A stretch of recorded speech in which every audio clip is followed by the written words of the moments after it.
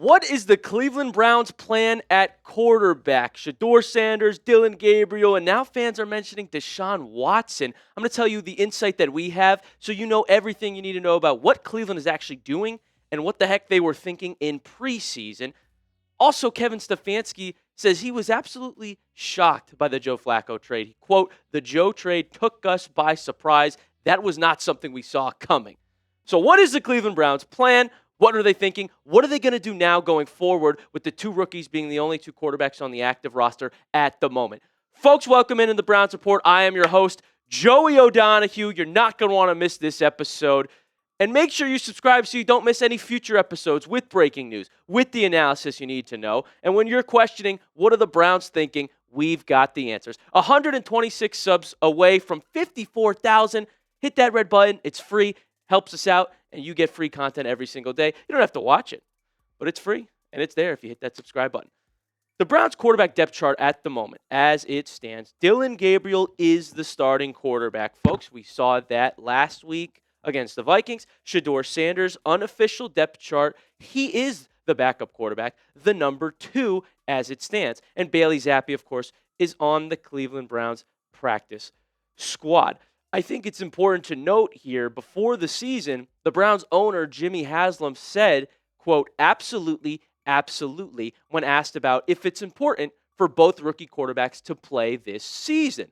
So both of them are on the roster, and there's no one competing with them at the moment. We'll get into some other scenarios that the Browns are going to probably look into doing.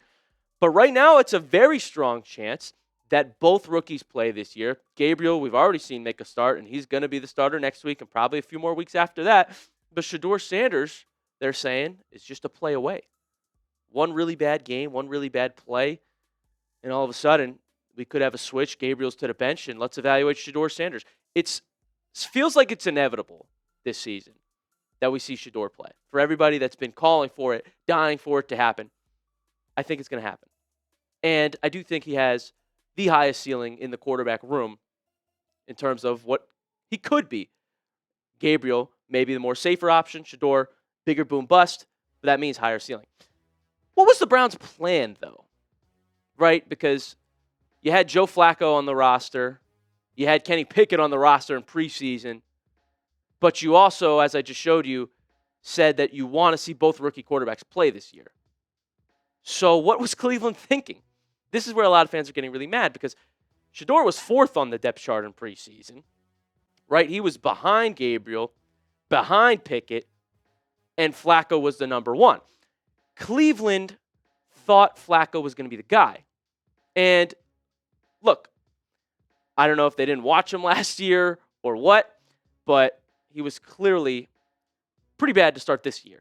And there was some excitement around it. Like, because of the hype of Flacco in 2023, it seemed like Cleveland had something to be excited about in Joe, but that just obviously wasn't the case when he actually got out there. So credit to Shedeur for moving up the depth chart, who was once number 4 entering the season. He's now all the way up to quarterback 2 on the unofficial depth chart for the Cleveland Browns. We'll keep you updated when they officially announce who the backup is this week against Pittsburgh and the weeks going forward. But what the fans are really mad about is that Joe Flacco took up all the reps with the ones in camp and in preseason. Was it a complete waste? Now you want to evaluate both rookies, but you didn't let them practice at all in preseason, in camp, and Shedeur hasn't even gotten to practice with anybody until maybe right now that he can be potentially the backup. So a lot of fans are really pissed off about that. Did you just waste an entire offseason on 2 quarterbacks that aren't on the roster right now? Jerry Jeudy was asked about it, and he said, I don't know what that was. He said, I think we all thought those quarterbacks were going to be here, and they're not now. So I'll tell you what it was from the Browns' perspective. They thought that Flacco gave them the best chance to win and that the rookies weren't ready to start in week 1. Clearly, Flacco was terrible. He was the turnover machine. He didn't give us the best chance to win, so Stefanski benched him. And a lot of people are saying how mad they are that this was a catastrophic preseason where now our rookies didn't even get many reps. And I think hindsight is always 20/20. Remember, they thought Flacco could win them some football games. And we should have beat the Bengals. We did beat the Packers. Probably no thanks to Flacco, but Hindsight's always 2020. The Browns are just not good at evaluating, I guess, because they evaluated that wrong. Flacco clearly was not ready to be a starting quarterback in the NFL in 2025. The weird thing is, though, the other part of the plan has been to play the rookies, as I showed you. So you want Flacco to play because you think he's going to win you games, but you also tell us that you want both rookies to play this season. Well, is that not a juxtaposition? How can you have one and not the other? Were you planning on Flacco playing 5 games and then benching him no matter what, no matter how good he was, to see the rookies? It seems like those two things contrast, and the owner, the coach, the GM, is anybody on the same page? And it is really unfortunate that Shedeur Sanders hasn't gotten any reps. He didn't get reps with the ones at all in preseason, despite being the starting quarterback in week 1 of the preseason. And now he's just been running scout team with Bailey Zappi. Never has been in contention to be the Browns' backup until now. And when asked if Shedeur Sanders would be the backup, what did Kevin Stefanski say today? I'll make a decision later on that. So, folks, it's not confirmed that Sanders is quarterback 2. It's not confirmed that he's moved up the depth chart. And I'll tell you what's a very real possibility. Bailey Zappi could be called up from the practice squad and be named the backup quarterback, and Shedeur might still be quarterback 3. He might still be inactive on game days as the emergency quarterback. I'm telling you now, there's a real chance that happens for week 6, whether he's elevated from the practice squad just for game day or signed to the active roster to be the backup. People are going to freak out. The fans are going to crash out on social media. I might crash out. If that's the case going forward, I'd crash out. Now, similarly to what I said when Flacco was named the backup, if this is only the case for week 6, that's the only way I'll let it slide. But if you tell me week 7, week 8, week 9, Bailey Zappi's our backup and not Shedeur Sanders, I'm going to crash out. Because Stefanski did stress that he wants to make sure the rookies are ready and that they're put in a position to succeed. So, because like I just told you, Shedeur Sanders hasn't gotten a fair amount of practice reps, perhaps the Browns don't think he'd be ready to be thrown in should something happen to Dillon Gabriel in the first quarter. Bailey Zappi's a guy who's been on the team before. He's played a game for the Browns last year, knows the system a little better.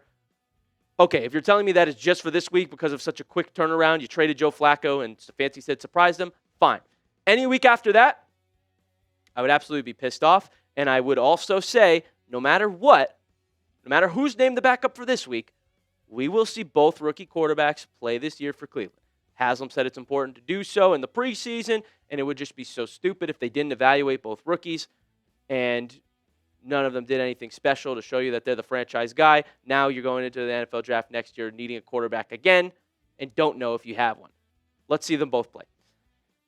Folks, that's a lot to throw at you for the Cleveland Browns quarterback plan. Are you confident in it? Are we confident in the Cleveland Browns quarterback plan? We're giving you a big scale for this one. 1 to 100. Give me a number. How confident are you in the Cleveland Browns plan for their quarterbacks, specifically their rookie quarterbacks? Comment it down below. I see a comment saying negative 1,000 right now. The scale's 1 to 100, though. Now, one other piece of this equation that you really are going to want to know about, fans, because a lot of people are talking about this right now, and I have the answer. For everyone bringing up Deshaun Watson, stay tuned because I'm going to tell you exactly what Cleveland wants to do. But first, I'm super excited to tell you that this episode is brought to you by Prize Picks. You and I make decisions every day, but on Prize Picks, being right can get you paid. Don't miss any of the excitement this season on Prize Picks, where it's good to be right. Honestly, I'm just so hyped that Browns football is back on Sundays. All is right with the world, and I'm big into daily fantasy with Prize Picks. I'm obsessed with it because it makes all the games more entertaining, and before the Browns play, I lock in on all my players in my lineup and their player projections. Prize Picks is simple to play. Just pick more or less on 2 to 6 player stat projections. If you get your picks right, you could cash in, and Prize Picks invented the flex play, which means you can still cash out if your lineup isn't perfect. You can double your money even if one of your picks doesn't hit. You know I had to make a lineup for this week, and I'm hoping that I make money. Jalen Hurts, more than half a passing touchdown. Dillon Gabriel in my lineup for rushing yards. Give me more than 11.5 rush yards for DG. I bet he gets a scrambler too. Tua, we're keeping the theme of quarterback rushing. More than 2.5 rushing yards. That seems pretty easy. He does it most weeks. you want to try and make some money, you can download the app today and use code CLNS to get $50 in lineups after you play your first $5 lineup. That's code CLNS to get $50 in lineups after you play your first $5 lineup. Prize Picks. It's good to be right. For everyone bringing up Deshaun Watson, may I remind you that our owner, Jimmy Haslam, came out and called trading for Deshaun Watson, quote, a big swing and miss. So the owner has already said this about a guy on the roster. You never hear that from someone that is trying to start that quarterback. May I also remind everybody that Deshaun Watson was awful when he started for the Cleveland Browns. I think we're losing sight because we haven't seen him play in what feels like a year. We're watching awful offense, and we're thinking, maybe it would be better with Watson. But don't forget how it was. In 2022, he had 5 interceptions in 6 games. The next year, he threw 4 interceptions, only played 6 games for us. Season-ending shoulder injury. Last year, season-ending injury again. And look at that quarterback rating. 21. It's awful. Don't forget about that. It was bad. Fans were screaming to bench Deshaun Watson, a guy that was being paid $200 million, and fans said, we need to bench him. I can't watch this anymore. Then we said it this year with Joe Flacco. So that's what I would just caution when you think about starting Deshaun Watson again later in the year. This is the rookie's time to play. Before we turn to Watson, I think we absolutely would turn to Shedeur Sanders. The rookies are up next. There's no way the owner would go out and call it such a big swing and miss, and he's missed so much time, and then they want to start him again. I think for that to be the case, the rookies would have to be awful. Gabriel would have to go out there and stink it up so bad that he gets benched. Shedeur would have to play, like he did in the Rams game in week 3 of preseason, which, again, not necessarily his fault because of how bad the offensive line was for him out there. But it would just have to be so bad that you have a quick evaluation of, okay, these aren't the guys. Let's go. Let's use Watson. He's on the roster. We're paying him so much money.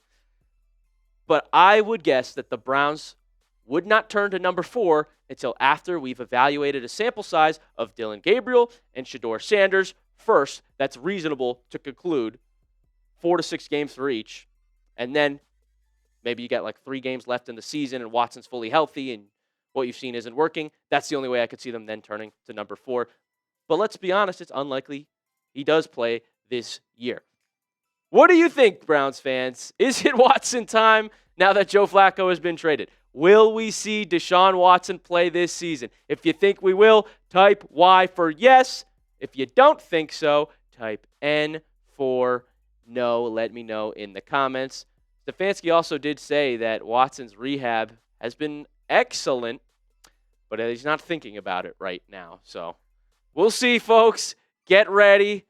Buckle up. The Browns quarterback room is going to be a story for the rest of this season. And we're here for you. We're here for it on the Browns Report. Go ahead, follow me on X as well, at Joey070, if you want some more Browns news and rumors on what's going on quarterback-wise. We thank you so much for tuning in. Appreciate all the fans of the Browns Report. And we will see you very shortly here on the next episode.